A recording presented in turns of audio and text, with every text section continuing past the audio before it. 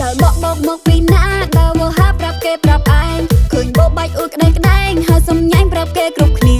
មិនដឹងក្នុងខ្លួនកើតអីបែបសង្ស័យពេទ្យមើលលេងជាសុទ្ធតែក្រុមមុំគ្រប់គ្នាក្នុងភូមិនឹងសង្សារទាំងអ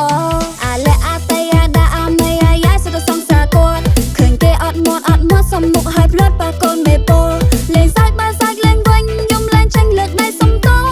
ហាសំសើចមួយចុះប្រាប់បងដែលស្មោះលេងខុសភូមិហើយបងថ្ងៃលេងឲ្យស្រួលបួលភូមិនេះគឺមិនងាយស្រួលឲ្យបងឯងដើរកូនឡា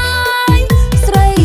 គេមានប្តីអស់ហើយអត់ជាស្រីបងហើយក៏ភូមិផ្សេងទៅបង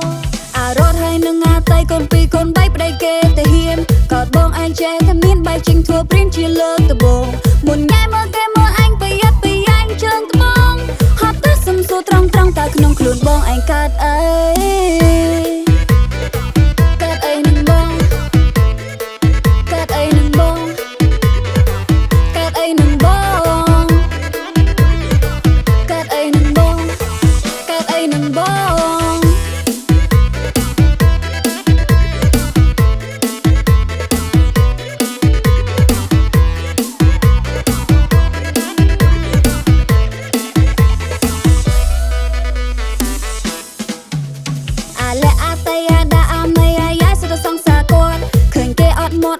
សំមុខហើយផ្លត់ប៉ាកូន